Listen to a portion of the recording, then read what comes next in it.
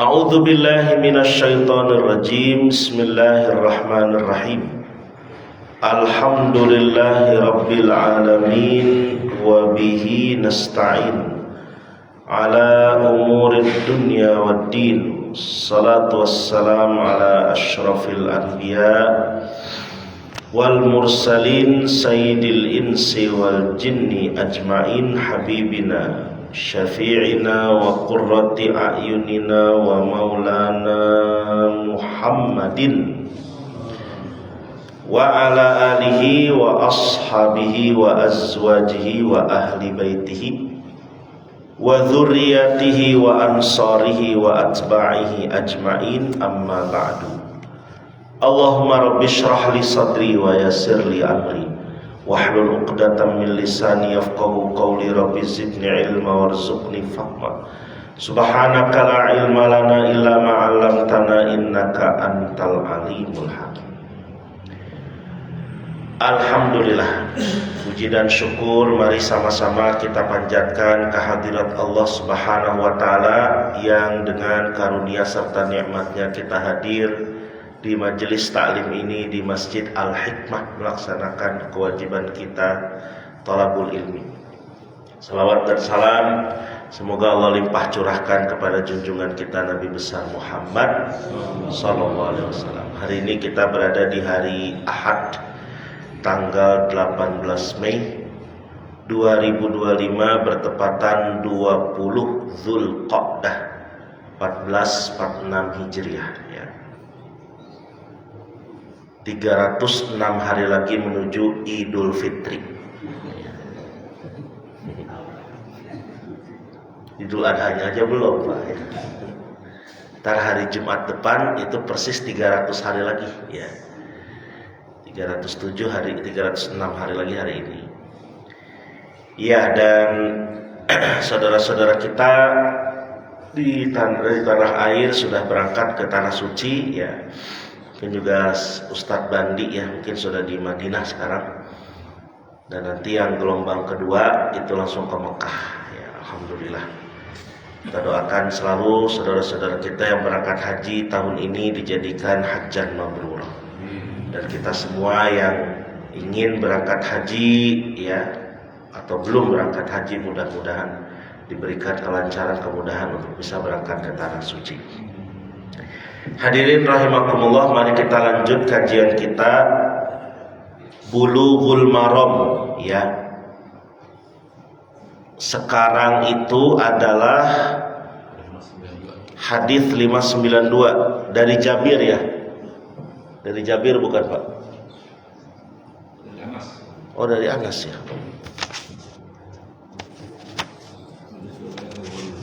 Iya.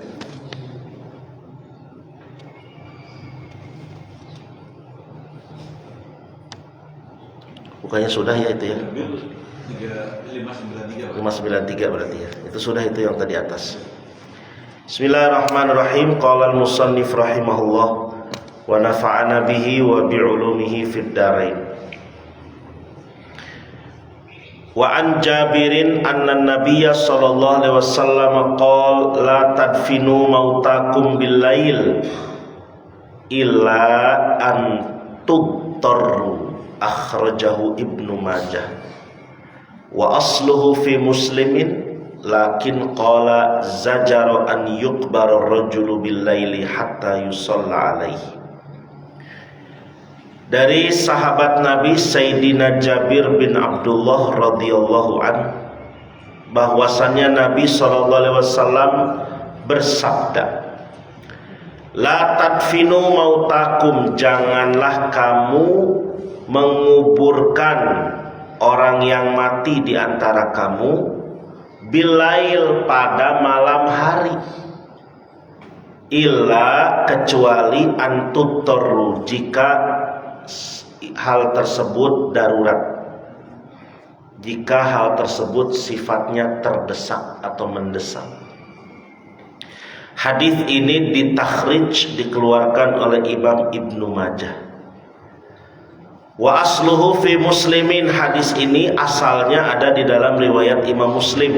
Lakin qala, hanya saja di hadis Imam Muslim, Jabir berkata, zajara an yuqbaru rajulu bil lail hatta yusalla alaihi. Nabi melarang menguburkan seseorang, ya, seseorang dikuburkan bil lail pada malam hari hatta yusalla alaihi, sampai disolati atasnya. Hadirin rahimakumullah, di hadis ini kita ada pelajaran bahwa ya ada larangan menguburkan mayit di malam hari, ya. Meskipun demikian, larangan ini ulama beda pendapat. Ada yang menyatakan haram, ada yang menyatakan levelnya hanya sampai makruh, ya. Tapi kalau itu darurat dan memang penting, mendesak dilakukan, mengapa tidak dilakukan di malam hari? Misalnya karena si mayit ini sudah hampir seharian, meninggal pagi hari, ya. Kemudian sore dia nungguin anaknya yang datang, ya, dari luar kota. Misalnya bapaknya ini meninggalnya ya di kampung di Semarang, ya. Anaknya di Bogor. Perjalanan Bogor Semarang kan lumayan, Pak, ya. Jadi nunggu anaknya dulu, anaknya karena dia baru dapat kabar pagi itu, langsung dapat kabar, langsung kan pak pikpok persiapan pulang ke Semarang. Karena macet dan lain sebagainya, nyampe Semarang menjelang maghrib. Ya udah tanggung sholat maghrib dulu lah. Nah baru habis sholat maghrib dimakamkan. Nah itu kalau mendesak seperti itu, ditunda ke besok juga kasihan jenazahnya, ya. Jadi malam hari itu tidak masalah, Pak, kalau memang mendesak. Tapi yang dimaksud di sini kalau tidak ada sifat yang mendesak, ya. Jenazah meninggal sore, misalnya sore, ya jam 5 menjelang maghrib, kan itu udah tanggung. Ya sudah, biarkan saja dulu sampai besok pagi, habis subuh baru bisa dimakamkan, atau bahkan zuhur masih bisa sebenarnya, ya. Jadi dalam hal ini upayakan kalau bisa malam jangan dilakukan pemakaman. Tapi tidak sedikit, ya, kita lihat yang memakamkan di malam hari, ya, pakai penerangan, pakai lampu. Cuma sekali lagi pamitiasa mah kalau bisa mah di waktu yang terang, gitu ya. Pagi ini habis subuh disolatin, bawa ke pemakaman, atau jam 8, jam 9. Yang paling enak tentunya habis zuhur, paling enak itu, karena waktunya habis disolatin di masjid langsung dibawa ke pemakaman. Nah silahkan upayakan dihindari malam, tapi kalau darurat tidak masalah. Bahkan di hadis riwayat Imam Muslim, ya, dikatakan Nabi melarang memakamkan mayit di malam hari sampai disolati atasnya. Ya maksudnya tetap disolati dulu. Ya. Dalam hal ini pun saya pernah, ya, mengalami itu, Pak, ya. Yaitu ketika bapak mertua saya meninggal di Tasik, ya, kabarnya itu pagi. Bapak ngantunkeun jam 8 apa jam setengah 8 gitu waktu itu. Langsung kan Pak Pikpok, Pak, bingung mau pulang ke Tasik gimana, ya. Nyari mobil dulu, kesana kemari dapat, alhamdulillah. Jam setengah 10 baru jalan, jam 10 lah baru berangkat dari Bogor, ya. 7 jam perjalanan, Pak, ya. Jadi udah gitu ada macet di Nagrek. Baru nyampe di Tasik itu setengah 6 lewat menjelang maghrib, ya tuh tanggung. Salat maghrib dulu jadinya, ya. Salat maghrib dulu, baru kemudian setelah salat maghrib langsung ke pemakaman, ya. Karena udah nggak ada yang ditunggu lagi, ya. Nah itu seperti itu boleh kalau memang darurat dan mendesak. Sekali lagi ulama beda pendapat kaitan hukumnya, ada yang bilang haram sampai dengan paling tidak makruh, tergantung situasi kondisinya. Tapi kalau tidak ada kedaruratan berarti boleh, hukumnya mubah.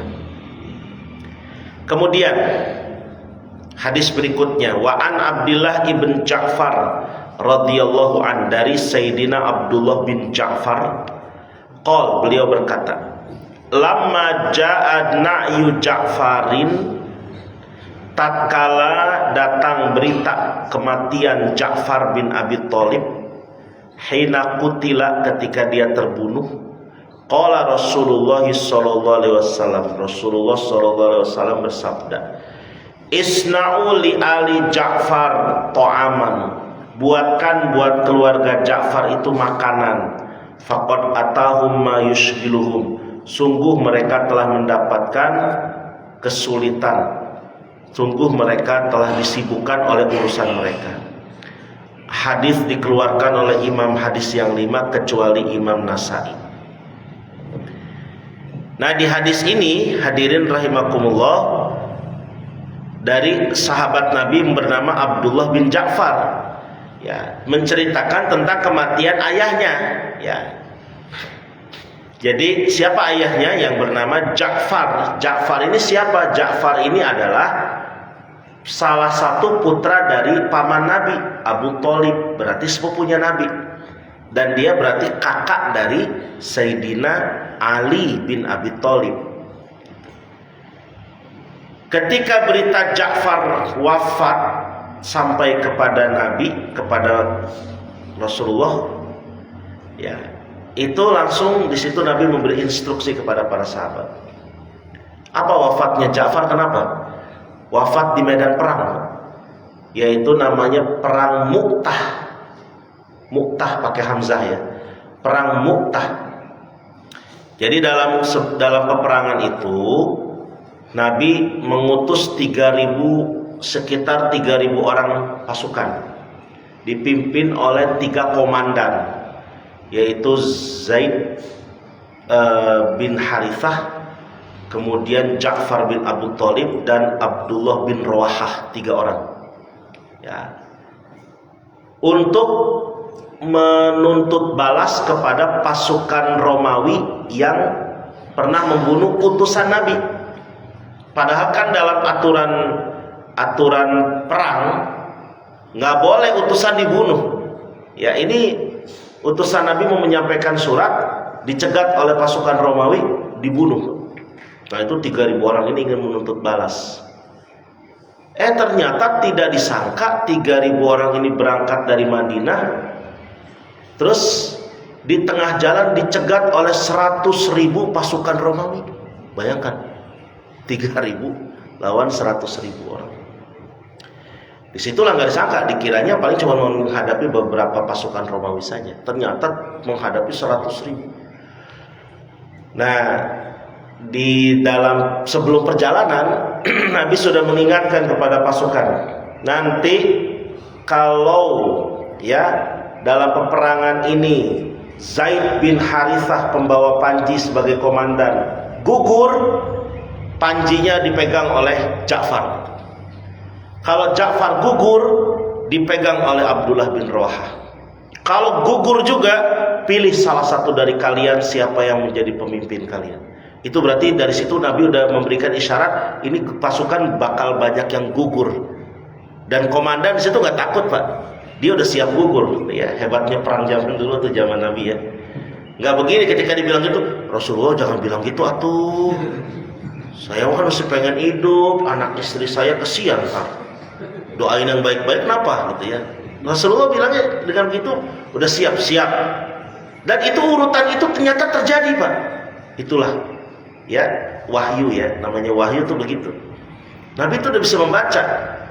Jadi benar begitu perang terjadi, Zaid bin Harithah sebagai komandan utama perang melawan mereka, ya, gugur.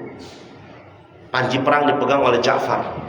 Ja'far melawan mereka sampai dengan bahkan panjinya itu dipegang di tangan kanan, ditebas tangan kanannya, Pak, sehingga panjinya jatuh. Diambil pakai tangan kiri, ditebas lagi tangan kirinya, dipeluk begini, Pak, ya, sebisa-bisanya dipeluk, ditebas lagi, dan beliau ditusuk, ya, pakai tombak, gugur, ya.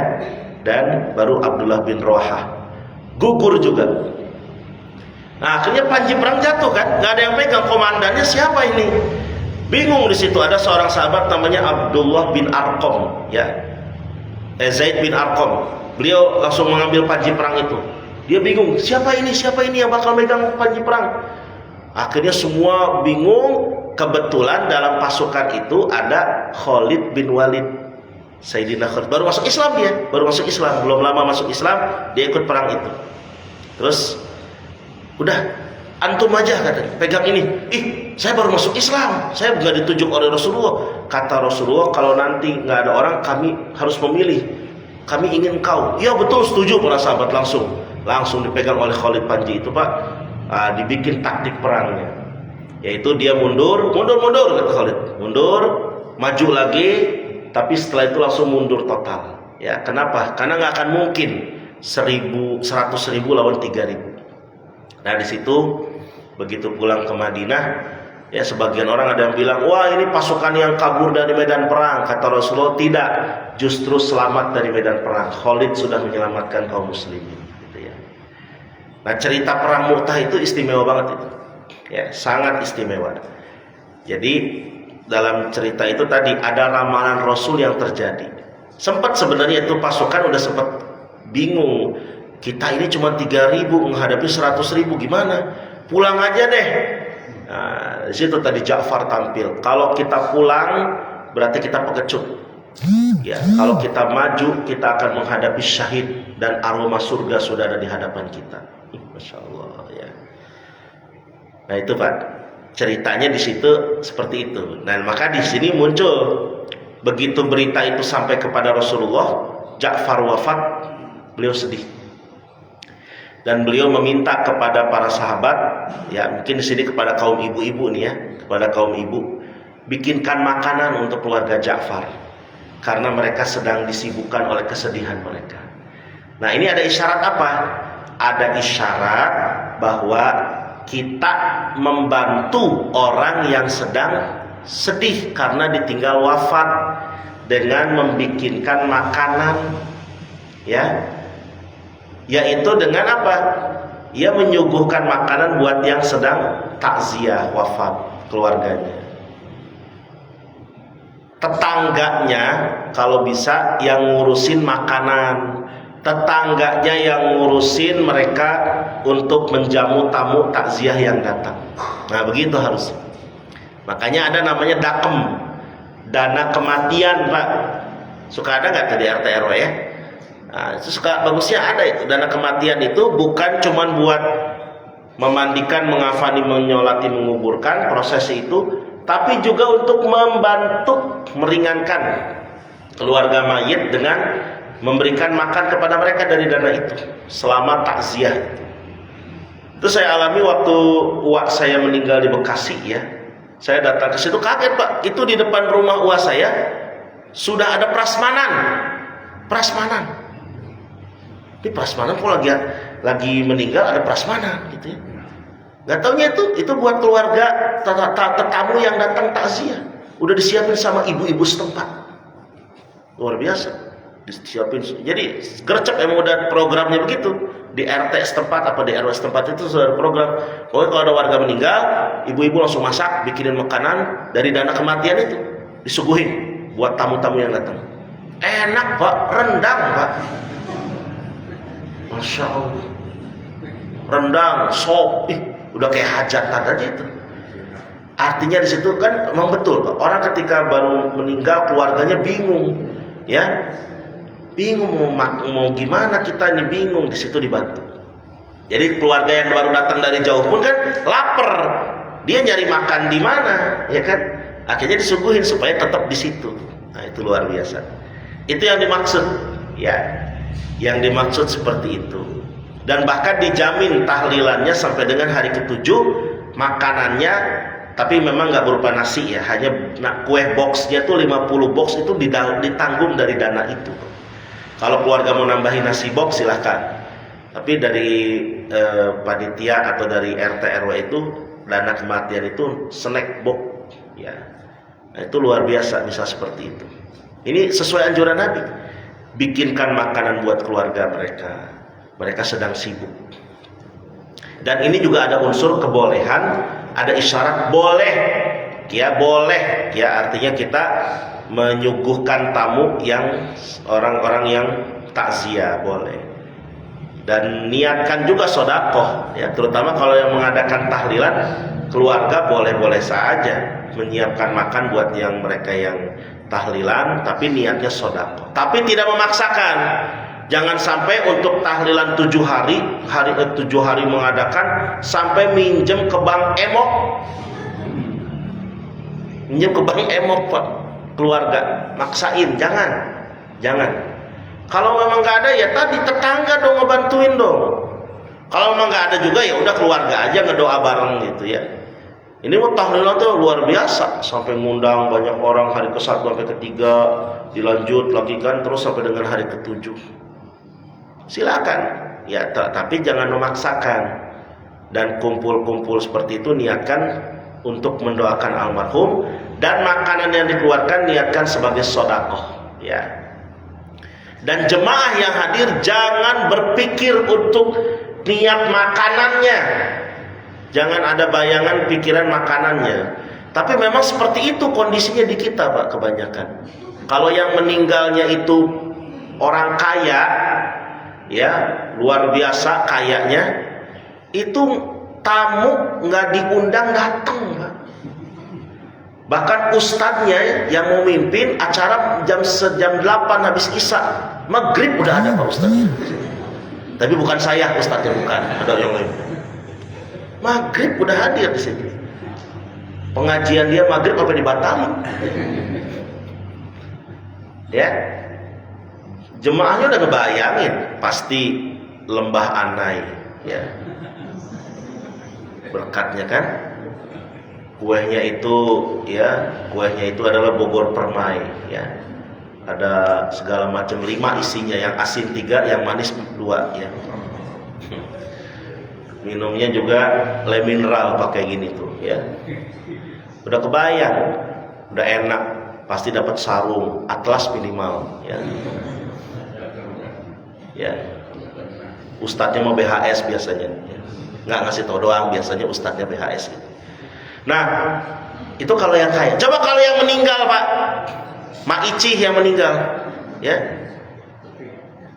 Begitu udah diumumin sama DKM, sama RW, sama RT, ya Allah, yang datang cuman sedikitan. Karena udah kebayang, paling cuma nasi, ayam, pakai lalapan sedikit, sambal diplastikin kecil gitu, di dalam styrofoam, ya. Terus kuenya paling kue di dalam kertas mika begitu, mika yang pakai stapler gitu ya, isinya paling 3 doang ya, uras, bala-bala sama bolu dipotong 1, udah kebayang. Nah itu harusnya kembali Pak ya, kita tidak membebani mereka yang keluarga yang takziah, dan keluarga jangan terbebani. Bantu dong sama tetangga, itulah fungsi RT RW di situ, ngadain program dana kematian. Jadi keluarga pengen, Pak kami pengen deh mendoakan ayah kami yang meninggal, dibantu warga di sini, tapi kami nggak bisa nyuguhin mereka. Tenang, kita punya dana kematian, itu bagus Pak, memfasilitasi warga yang butuh seperti itu. Ya. Nah ini isyaratnya sudah ada di dalam hadis ini. Buatkan bagi keluarga Ja'far makanan. Kemudian ini hadisnya kita selesaikan saja ya bab ini ya, supaya pasal tentang jenazah ini bisa selesai. Wa an Sulaiman ibn Buraidata an Abi qol kana Rasulullah sallallahu alaihi wasallam yu'allimuhum idza kharaju ilal maqabiri an yaqulu assalamu alaikum ahlad diyar minal mu'minin wal muslimin wa inna insyaallahu bikum lahiqun nas'alullaha lana walakum al-afiyah. Rawahu Muslim. Dari Sulaiman bin Buraidah. Sulaiman bin Buraidah ini ya adalah seorang sahabat Nabi, seorang tabi'in ya. Beliau anak dari sahabat Nabi, an abihi ya.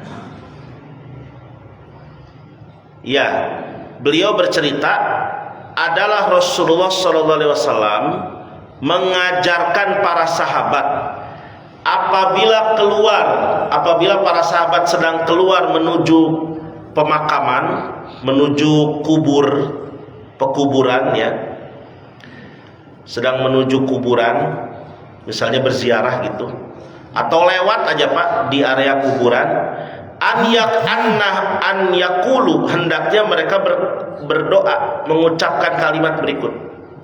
Ini ajaran Nabi nih. Apa ucapannya? Assalamualaikum ahlad diyar. Keselamatan untuk kalian semua wahai penghuni kampung. Ya, ahlad diyar itu wahai penghuni kampung ini. Minal mu'minin wal muslimin, dari kalangan orang-orang beriman dan kalangan orang-orang Islam. Wa inna insyaallahu bikum lahikun, sesungguhnya kami insyaallah akan berjumpa dengan kalian. Nas'alullaha lana wa lakum al-afiyah. Kami meminta kepada Allah agar memberikan kepada kami dan kalian al-afiyah, kesejahteraan, keselamatan. Hadis riwayat Imam Muslim. Begitu Pak caranya kalau kita lewat kubur teh, baca assalamualaikum ahlad diyar. Ya, misalnya Bapak lewat di Cimanggu situ tuh ya, yang sana tuh Barata tuh, ya, ada makam kan situ, lewat itu assalamualaikum ahlad diyar, selamat untuk kalian, salam sejahtera untuk kalian semua wahai penghuni kampung ini. Gak usah pakai tambahan lain, salam sejahtera, om swastiastu, namo buddhaya, salam kebajikan, gak usah. Assalamualaikum ahlad diyar, keselamatan untuk kalian wahai penghuni kampung, kalangan mukminin muslimin. Artinya di sini, kalaupun pemakaman itu pemakaman campuran, ada non muslimnya, kan kita udah niatnya di situ buat muslimnya aja. Ya, jadi nggak usah khawatir, nggak usah kita bilang, oh nanti kita ngedoain yang non muslim juga, enggak. Udah, kita ngedoainnya buat yang mukminin muslimin. Lalu ada kalimat wa inna insyaallahu bikum lahikun. Insyaallah kami akan menyusul kalian, akan bertemu dengan kalian, menyusul kalian. Memang pasti pada waktunya kita akan di situ, Pak. Pada waktunya nanti kita semua akan ada di situ. Entah waktunya kapan, tanggal berapanya. Yang pasti mungkin 50 tahun mendatang orang-orang yang ada di sini sekarang banyak yang sudah tidak ada. Mungkin ya. Ada yang yakin Pak 50 tahun mendatang masih ada? Ya. Saya mah ada, masih ada, insyaallah. Pede amat ya. 50 tahun mendatang, masya Allah ya. Tapi apapun itu, kita berharap tentunya mudah-mudahan husnul khotimah ya. Jadi kita yakin saya akan bertemu dengan kalian, kami akan menyusul kalian, dan kita doain semoga kami memohon kepada Allah kesejahteraan, keselamatan untuk kami dan kalian. Hadisnya riwayat Imam Muslim.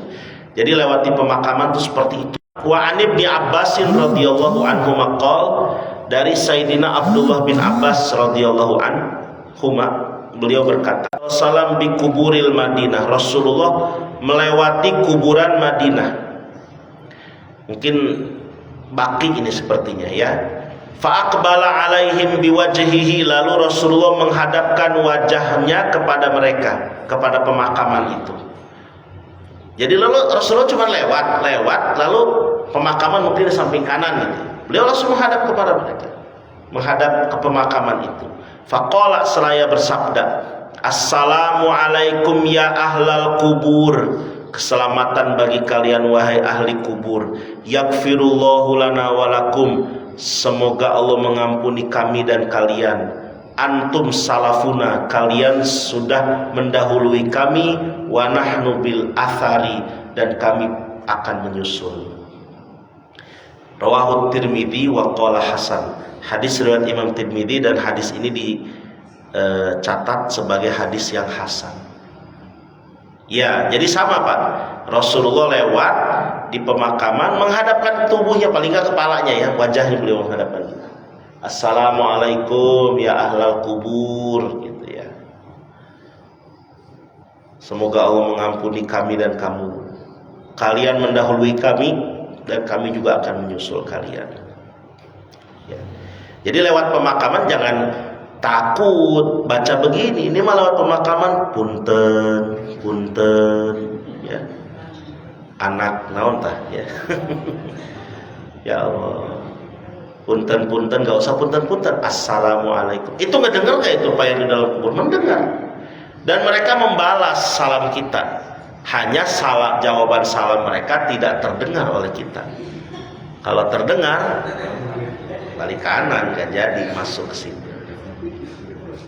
Jadi masuk kubur teh bukan masuk ke pemakaman Bapak ziarah apa, jangan diem-diem aja, baca assalamualaikum ya ahlal kubur, assalamualaikum ya ahlad diyar gitu ya. Kalau Bapak nggak hafal panjang-panjangnya, minimal tadi assalamualaikum aja. Assalamualaikum ya ahlal kubur minal muslimin wal muslimat gitu ya. Itu niatkan untuk mengucapkan salam bagi mereka, senang. Malah kalau di dalam kitab Mukhtasar Tadhkirah Al-Qurtubi diajarkan kalau bisa kita baca Al-Fatihah untuk mereka dan surat Al-Ikhlas 3 kali. Ya. Itu ada seorang yang dikatakan dia lewat kubur, dia baca surat Al-Fatihah, baca Al-Ikhlas, dan dia langsung pas malam harinya dia tidur mimpi. Itu kuburan yang dia lewati tadi itu langsung bercahaya semua, Pak. Kena semua itu pahala dari surat Al-Fatihah dan Al-Ikhlas yang dia niatkan untuk mereka. Itu kita bisa baca itu. Ya. Kalau lewat di kuburan malam-malam, biasanya yang dibaca bukan itu, tapi ayat kursi. Ya. Padahal nggak usah khawatir. Dulu sebelum ditutup pakai tembok Belender tuh, ya, pemakaman Belender itu kalau lewat di situ lumayan keeng, Pak. Ya. Malam-malam saya pulang ngaji dari daerah Teplat sana, dari daerah Cibadak gitu ya, lewat situ kan, itu lumayan. Ya lewat situ gelap gitu, pengajiannya malam minggu, lewat situ agak gelap. Tapi alhamdulillah, ya walaupun gelap, kok banyak motor parkir. Ini apa-apaan gitu ya? Gelap memang, tapi motor parkir. Terus ya saya nggak berhenti, tapi kelihatan gitu ya ada kepala-kepala di situ pada duaan di pojokan gitu. Ngapain gitu ya? Sigana bobogohan baru datang ya. Tapi setelah ditutup aman sekarang ya. Nah itu kita ucapin assalamualaikum ya ahlal kubur gitu ya. Dan ini hanya untuk berlaku di pemakaman. Jangan coba-coba Bapak lagi kumpul saudara-saudaranya sesama muslim duduk di masjid, assalamualaikum ya ahlal kubur. Nanti dibalas sama saudaranya itu, assalamualaikum ya ahlan nar. Wah bahaya deh kayaknya. Nah, hadis terakhir Pak. Wa an Aisyah radhiyallahu anha qalat.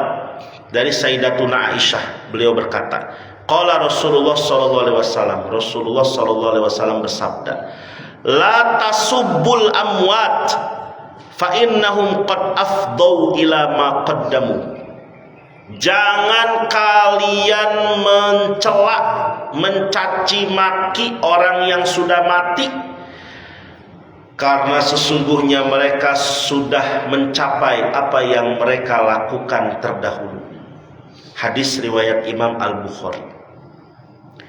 Warawat Tirmidzi anil Mughirah, dan Imam Tirmidzi dari sahabat Nabi Al-Mughirah bin Syu'bah meriwayatkan yang sama, nahwa Dzul ahya, kamu sama dengan menyakiti orang yang masih hidup. Nah ini perintah di hadis ini, di hadis terakhir dari fasal tentang sholat jenazah ini atau tentang bab jenazah ini adanya, ya dia mungkin terkenal sebagai apa, misalnya orang yang jahat lah, penjahat. Gimana nggak penjahat, orang meninggal aja tatonya banyak ya. Tapi juga nggak mesti begitu kan? Ya, di sini ada tulisan tatonya jagal, di sini Hans. Pas buka baju, jagalah kebersihan.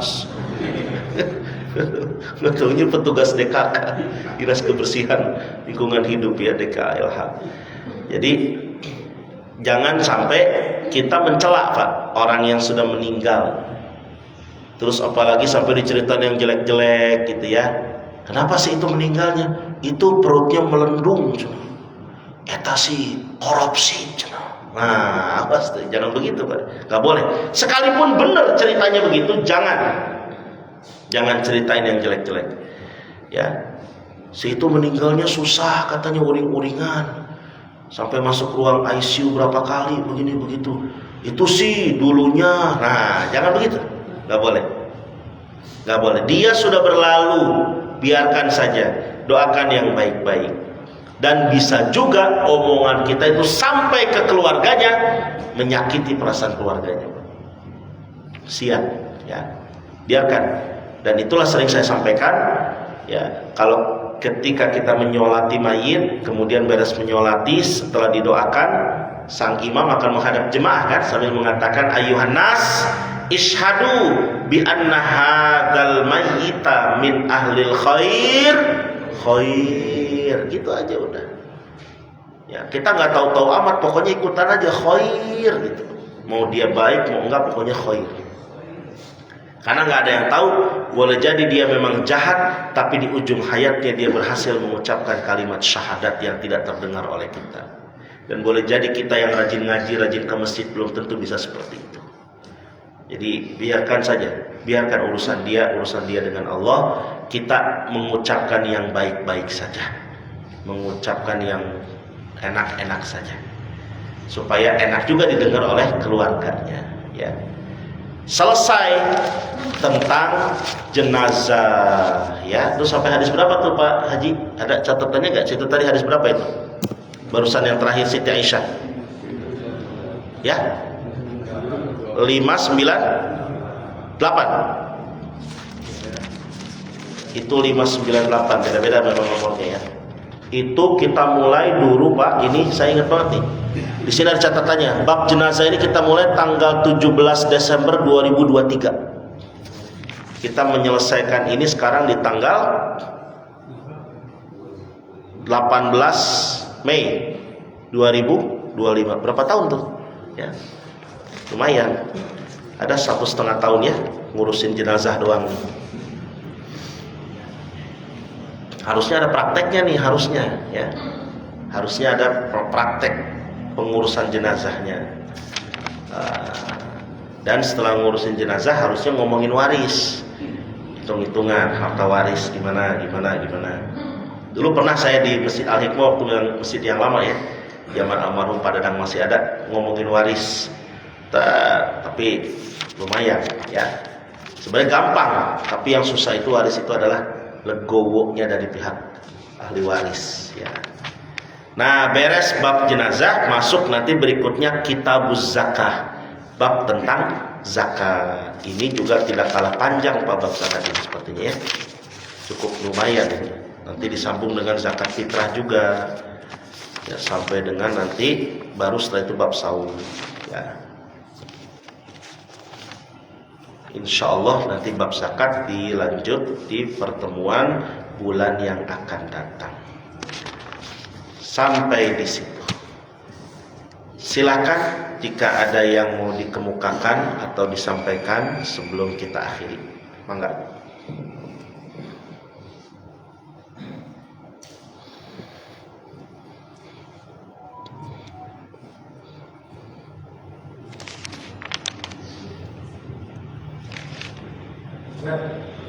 Mangga Pak Sirot. Assalamualaikum warahmatullahi wabarakatuh.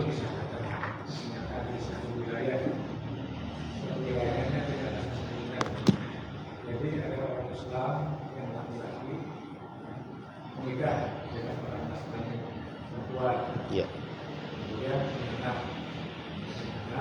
kemudian sekian anak meninggal siapa lagi.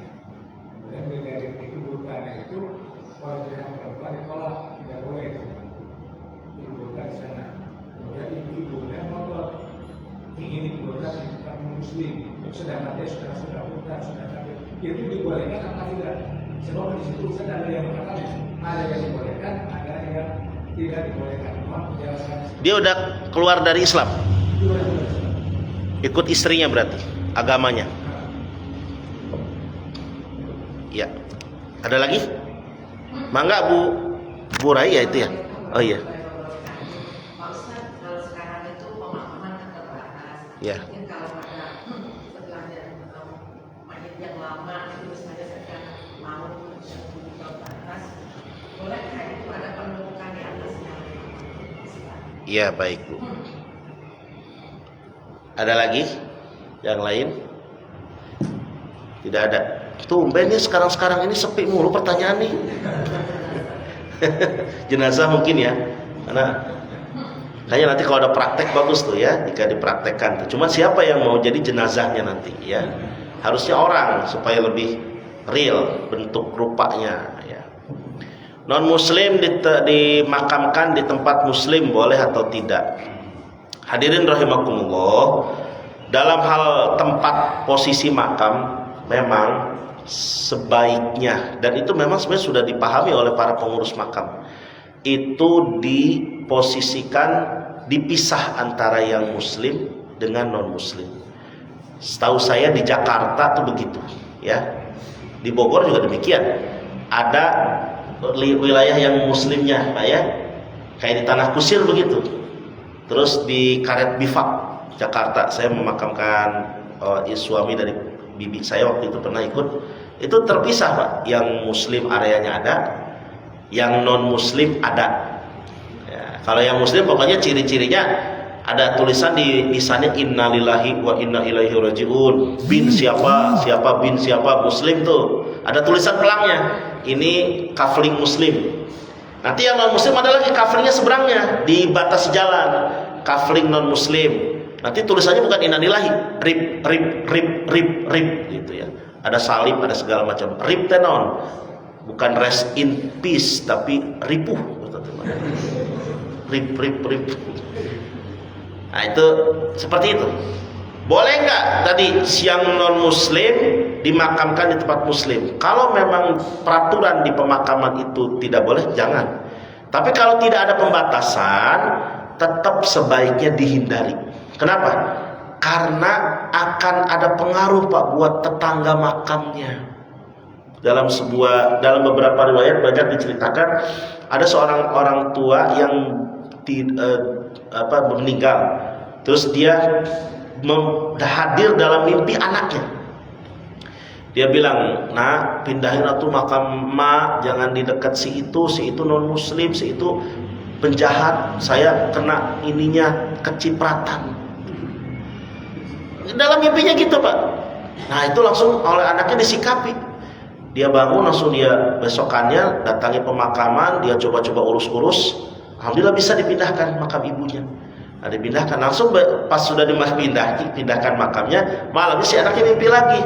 Ibunya sudah senang, sudah senyum gitu ya, dan berterima kasih. Kayak begitu.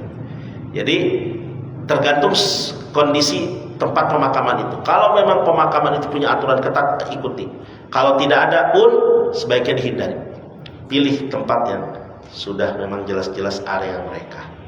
Cuman pastikan tadi memang sudah pindah agama belum ya. Kalau seperti tadi sudah jelas ya kita posisikan di tempat itu. Kadang-kala yang jadi masalah ini anaknya nggak jelas pindah atau belum agamanya. Nah itu juga, nah itu kan nggak jelas kan. Nikah sama non muslim ya, Nasrani perempuan, dia nggak jelas pindah agama atau belum gitu. Nah kalau belum pindah agama kayak gitu ya harus dipastikan, lihat KTP-nya, minimal Islam KTP Pak. Kan kalau pemakaman nanti yang ditanya apa? KTP oleh pengurus makam ya, kayak pemakaman yang di situ tuh di SMA 10 Pabangbon ya, itu kakek saya, nenek saya, banyak tuh saudara-saudara saya dari kerabat saya di situ dimakamkan ya. Karena kan kakek saya dari Curug, kampung Curug situ nenek saya. Nah itu sekarang aturannya hanya boleh dimakamkan di situ warga Curug Mekar, dan nggak tahu kalau daerah Curugnya, warga Cimanggu nggak bisa di situ ya. Atau ada keluarga dia yang dari jauh masih ada hubungan kerabat. Nah itu pemakaman Pabangbon itu ditanya KTP-nya nanti, KTP Curug Mekar bukan, padahal dia tinggalnya di luar gitu ya. KTP Curug Mekar tapi tinggalnya di luar, yang dilihat KTP-nya. Nah begitupun ketika ada yang muslim non muslim dilihat KTP-nya ya. Kalau dia belum pasti mengikrarkan keluar dari Islam, ya udah dilihat dari KTP-nya. Sholat nggak sholat urusan belakangan, yang penting kan syahadatnya ya sebenarnya. Kalau sudah belum pasti, di situ kita lihat KTP-nya, ya sudah husnudzon dengan itunya saja. Boleh dimakamkan di tempat muslim. Namun kalau dia sudah mengikrarkan, pisahkan.